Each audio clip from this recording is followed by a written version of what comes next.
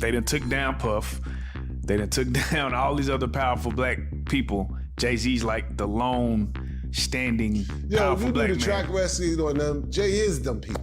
But I know they went up to the feds one day and they took some paperwork up there to him. Let's be very clear. This is the email that DJ Vlad sent me, his producer sent me, asking me to appear on his podcast on YouTube just after the Cassie video was released on my birthday. Like, where's Jay at? He's mad quiet. Like while the Puffy thing was going on. But it's obvious now that his team was being made aware that he was in those allegations also. You know, so I hope it works out, because with his family, the things that go on internally is that those accusations are crazy. Man, that was 50 Cent. No one's scared of 50 Cent. I want everyone to be clear. No one's scared of 50 Cent. I think it was kind of taken out of context a little bit, but what do you think about it? I don't think it was taken out of context. No, I think the guy who was talking to him made him feel like a punk. You see what I'm saying? So he had to say, yo, nobody scared of 50. Let's get this clear. Nobody is scared of 50. You know, but I'm not the issue. Him making you feel like a punk is the issue. And at the end of the day, I look at it and people don't assess themselves. Even really intelligent people. Jay's a smart guy. You know what I'm saying? He'll analyze other people and other things that they're doing and not actually look at what's happening to him and his transition and difference.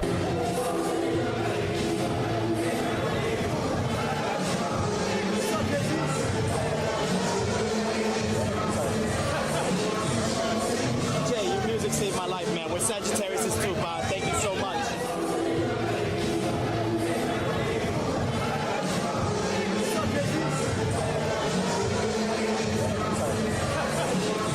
They were seen as untouchable, two rulers standing shoulder to shoulder at the peak of hip-hop, partners in business, allies, brothers holding influence. But based on what 50 Cent has been suggesting, that alliance may have collapsed, the instant self-preservation outweighed allegiance. 50 claims this narrative was never truly about music. It centers on power, and once that power began to weaken, those nearest to Diddy didn't move to defend him. They moved to shield themselves. That's where Jay-Z enters the picture.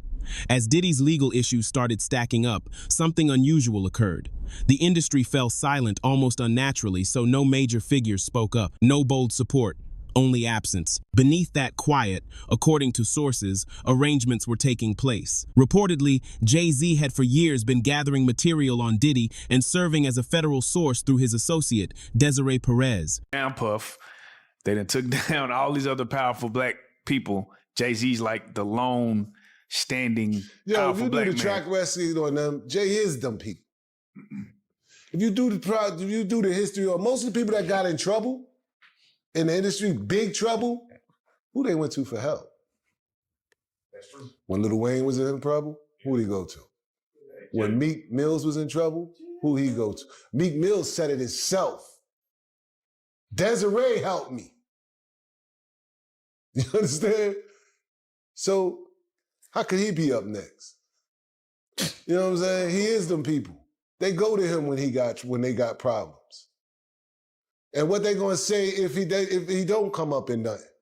What they gonna say? Told you, he ain't got nothing to do with that. They still gonna cover it up anyway. But I don't think they coming after him at all. I don't think they got, like I said, I think he is them. He has a relationship with them. You talking about a woman that had a relationship with the feds for 20-something years. More direct, investigative. For months, 50 Cent warned that major figures were holding solid proof, real documents, not talk. Then, almost overnight, he had enough material to produce a full Netflix documentary while others had nothing. The obvious question followed: what was the source? According to industry insiders, Jay-Z knew how serious those files were. And rather than remaining tied to Diddy, he reportedly opted for separation, risk management, and possible cooperation. You think she don't have no relationships with over the years with all these agents that became retired and connected and this and that and the third, till they just know she got power. That's power over there. You know what I'm saying? Who you wanting one on your side? You got them on your side? You know what I'm saying? If something happened with him, it's going to be about a money situation. It ain't going to be nothing that's going to hurt. You get what I'm saying? So I don't know. I don't see them going after him. You know what I'm saying? But everything Jaguar be saying do flourish. So What raised the most questions was the legal side of it all. As people began coming forward with claims, one name kept surfacing. Jay-Z's attorney, Alex Spiro, appearing again and again in matters tied to Diddy's case.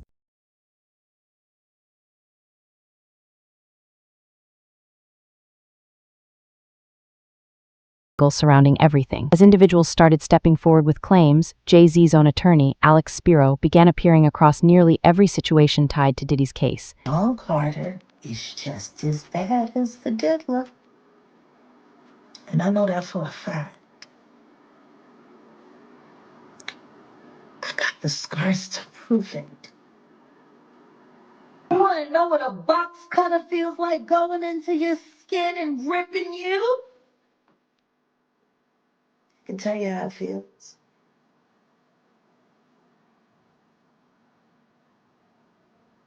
Y'all ain't seen shit yet. That Cassie shit, To collapse. He exits early, leaving the damage to play out behind him. Then there's the timing. As Diddy's position weakened, 50 Cent suddenly gained influence, reach, confidence, and the kind of backing needed to challenge figures no one usually dares confront. That's why many believe someone powerful helped open doors behind the scenes. And if Jay-Z knew the recordings existed, if he understood they would eventually surface, then quietly letting them move forward may have been the cleanest exit strategy. Secure your position, cut ties, and let Diddy fall. 50 has never said it directly, but he hasn't denied it either. What he has made clear is this: the betrayal did not come from outsiders. It came from within, from people who smiled for the cameras while carefully planning their escape. That is why the industry feels unsettled. If Jay-Z truly acted against Diddy to protect himself, this wasn't simply a collapse, it was a calculated decision. And once the recordings are fully revealed, the depth of that long silence may finally make sense. When asked why she focuses so heavily on Jay-Z instead of only Diddy, Jaguar Wright gave a blunt answer: they are connected. You cannot separate one from the O. These are criminals. Diddy is a dealer, and so is Jay-Z. The proof is there.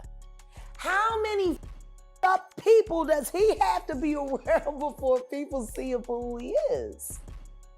It seemed like these artists are trying to run away from their past. Diddy changed his name multiple times to say, that's not me, I'm trying to move beyond Diddy, I'm Love now.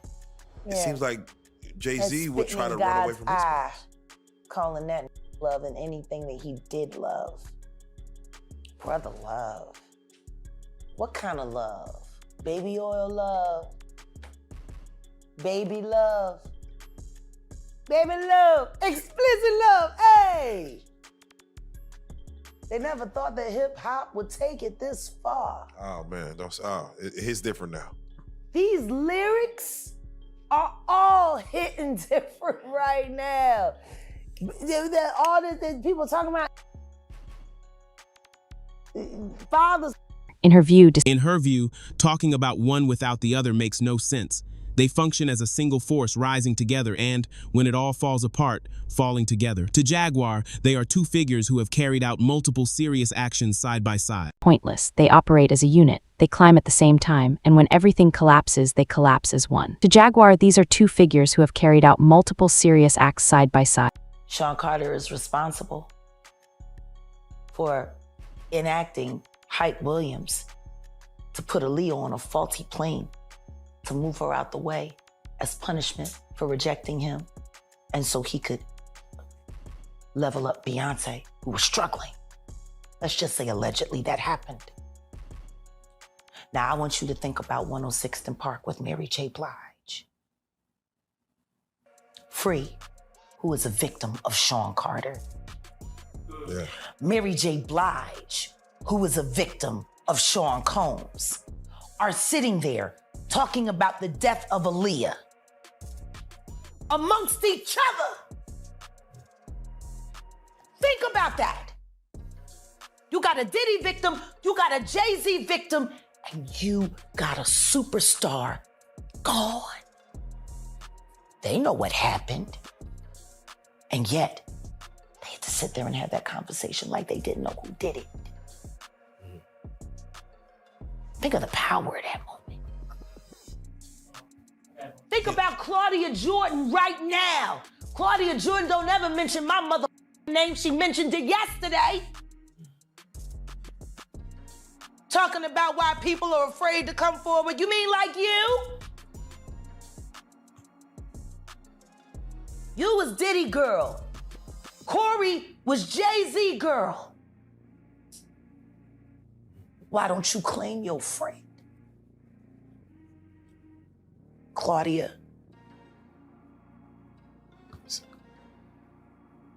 So, Jack, when you say...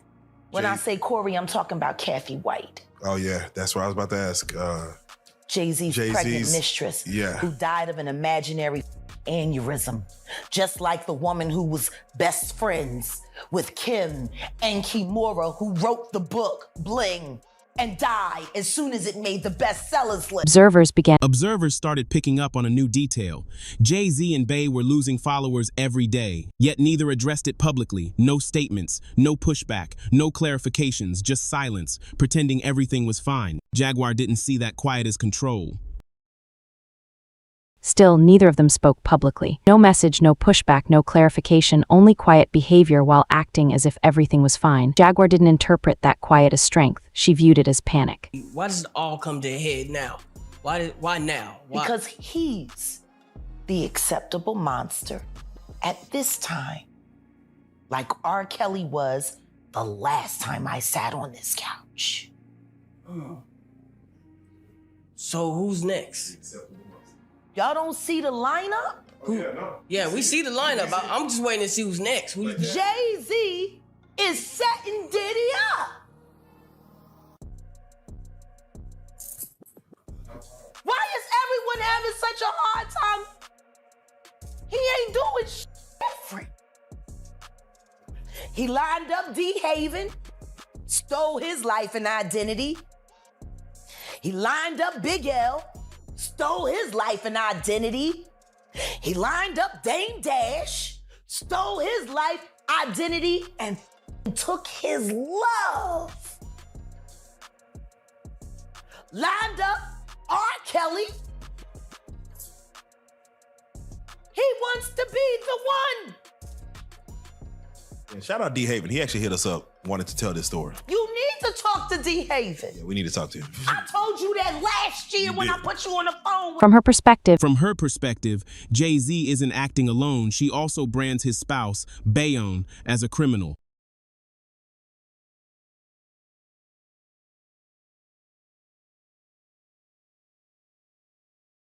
She hit us up, wanted to tell this story. You need to talk to D. Haven. Yeah, we need to talk to him. I told you that last year when I put you on the phone. From her perspective, she argues Jay-Z isn't alone, labeling his spouse Beyonce as criminal too herself. Your husband don't want to put his seed inside of you.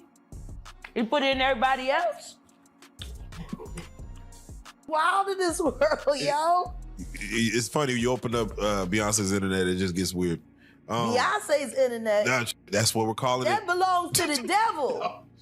Unless you calling that the devil, she ain't nothing but an employee. Oh. Half of which dumbass bitch. So, you know, it's funny that it's crazy you say these things. Why don't nobody want to accept that? I think she went and the girl cats.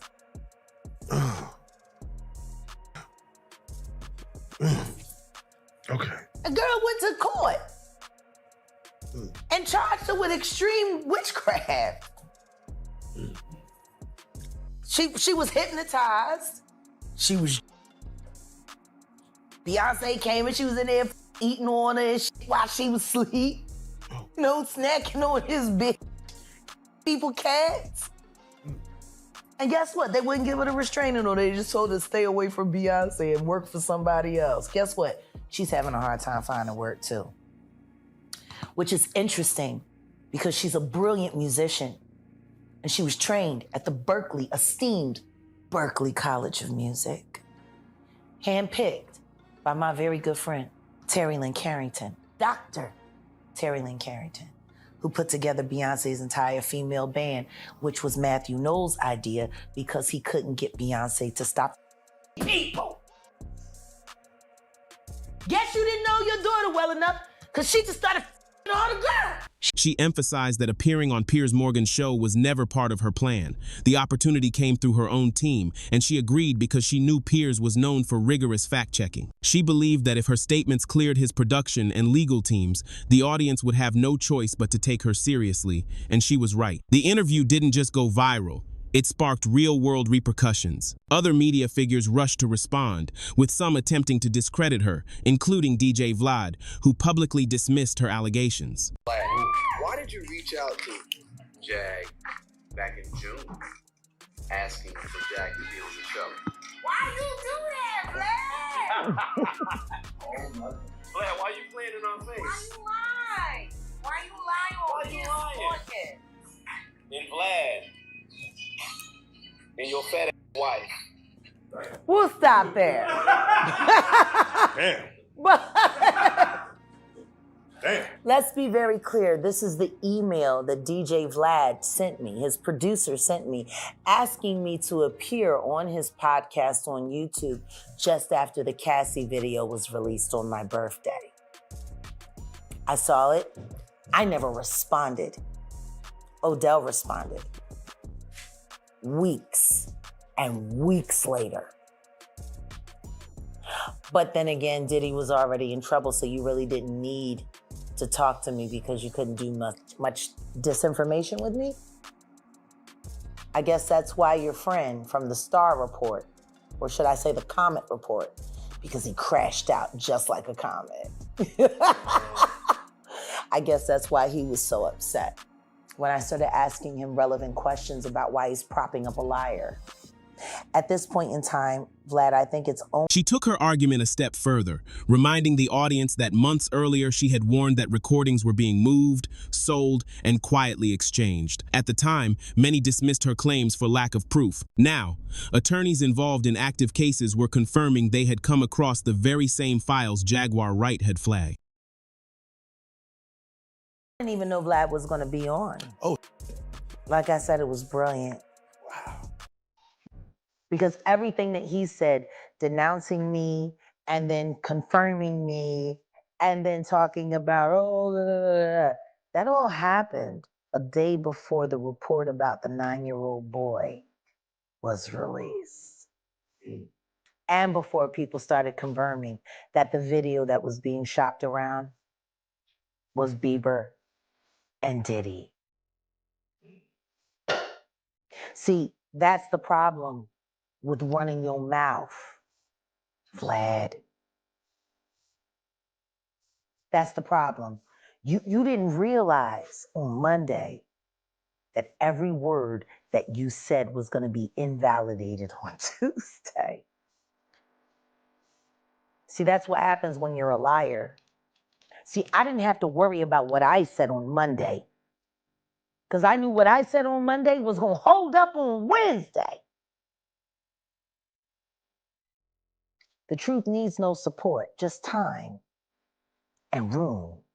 She pressed the issue. She pushed the point even harder, reminding the public that months earlier she had warned everyone about recordings being moved, shared, and quietly circulated. At the time, critics dismissed her for lacking proof. Now, lawyers involved in ongoing cases were confirming they had seen the very same files Jaguar Wright had flagged. The other person that was with them, they go up to the feds with all this paperwork, you understand? And I mentioned this before, you understand? They not only talking about the extortion stuff, they talking about how they trying to be made to have this what you call this promotion, this distribution thing. And which I'm finding out they wasn't even gonna be a part of it until later. But they was in fear, like they was trying to be made to be a part of this whole distribution thing that Suge Knight was trying to build up with Rockefeller, because it was Dame Dash, it was Irv Gotti, it was Jay Prince, and Death Row. You understand what I'm saying? So now, everybody wanna know who's this and who's that, and want to go back and say, yo, how do you know? It came from the horse's mouth. He said he got all the paperwork to prove it. Kirk Burrows said it plenty of times, but nobody won't sit down with him. I mean, like, you won't get none of these, these radio stations and all this stuff like that to sit down with him. He said, I got the paperwork. He got files from the from the DEA and the FBI, all that stuff like that. Figures once considered unreachable are now being subtly linked to the very incidents discussed long ago. Jay-Z's name continues to surface. Once thought untouchable, certain figures are now quietly being connected to incidents from the past, with Jay-Z's name repeatedly emerging. That these young cats didn't come up with platforms and didn't come up with situations. Like Jay-Z, let me tell you something, Jay-Z and it's funny. It's funny. We were talking about how Puff and Ja Rule was cool. But at one time, Puff was trying to trick Ja Rule into going at Jay-Z. That whole weekend that he was with Sarah. The whole weekend they was in that hotel room. That day they was in that hotel room. All the way coming back on that G5 jet. He was trying to talk Ja Rule into going at Jay-Z. But now him and Jay-Z is like freaking frat. That's how quickly loyalties changed. Loyalties changed almost overnight. Observers noted Puffy's reach across media and business moments when programming continued uninterrupted, when some influential figures faced swift repercussions, while others remained shielded. Patterns became clear to viewers. When Kai West directly challenged Puffy and alluded to his corporate ties, the reaction was instantaneous. What you think about him saying that? Well, when he's talking about the feds, he could be saying that he's their ear. Puff is the one who goes back and he tells, like he did when Suge, when Jay Prince, when Irv Gotti, I think it was Irv Gotti could have been a part of that too. When they was all trying to get that distribution company together, he the one went back and told Jimmy Iovine them. And then him and Kirk Burrows Kirk said he didn't know what he was doing. They took paperwork and they took some stuff up to the feds, you understand, regarding Death Row now. I don't know the intricate details of what they took, but I know they went up to the feds one day and they took That concept leads back to the original accusation. The precise facts may still be concealed, but the pattern keeps emerging. And when accounts shared years earlier begin to match what people are describing today, it stops feeling like speculation and starts to feel like the past resurfacing. It also appears that those who come forward are often deeply fearful of the individuals they report on. That I guess Pac had got whiffed that Jay-Z was in town. Well, you know he gonna do a show because Jay-Z, he doing a show. But you gotta realize Jay-Z had became an enemy of Pac because I think he had said some was gonna do a song with Big or whatever like that, the whole 9 yards. So Jay is now Pac's enemy too. So Chaz Williams, who was over Black Hands. Black Hands was one of the labels who did that Black Gangster had every artist in New York on. And Chaz, who is now getting into the music business, has become a music executive. And he was once a former gangster who was on American Gangster BET because they had him down for robbing 161 banks. That's what they put in their program and everything. But Chaz was a gangster in New York City that became a music executive. So he gets a phone call saying that Jay is not gonna come out the room because Tupac threatened him. So he's not gonna do his show. Can he make some phone calls, you understand, to get Pac off the booth? So I think he may have talked to Big D, and Big D and Eric B called Suge, and Suge was laughing, saying that wasn't him. Because they tried to make it seem like it was Suge that was doing it, but it was Pac. So I guess Suge called Pac Pac let him go ahead and do his show and everything like that. But Jay was scared to come out his room. So that story was really true about Jay-Z being afraid to come out his hotel room. Yeah, come on, man. Yeah, he was scared. Probably still is scared. Dean states that later on. Even as some later tried to downplay the incident or act as if it never happened, he remained steadfast in his account. He explains why there was such urgency to resolve matters quickly. At the time, discussions were underway about reconnecting the East Coast with the West Coast, including proposals to create an East Coast version of Death Row, featuring artists from New York and California. Had tensions flared between Tupac and Jay-Z, that entire plan would have unraveled instantly. Reconnecting the East Coast with the West Coast. There were even ideas about forming an East Coast version of Death Row involving performers from New York and California. If tensions had erupted between Tupac and Jay-Z, that entire vision would have collapsed immediately. It was going to call a dissension because they were trying to start Death Row East Coast. And that would have been Pac, Eric B, and you know what I'm saying, all the dudes here in New York. So then they're going to have groups coming back and forth from Cali to New York. So it was just good business just to chill out with that. But they was trying to chill out the whole thing. They had a big meeting and Puff wouldn't send a representative or let Zip or Chaz represent him in the meeting. Yeah, that's a wild story. Yeah, who told you this story, if you don't mind me asking? I was there. Oh, wow, I didn't know that, man. I didn't know you was there. So you was there when Jay was scared to come out his hotel room. I had no idea, man. I used to roll with Chaz every day, bro. And then it came out. And then it came out, somebody else told the story. But that, I think it may have been Dame Dash or something like that that told the story. A lot of my stories get out, man, but they don't believe when I tell them. They believe it when they hear somebody else say it. So the quiet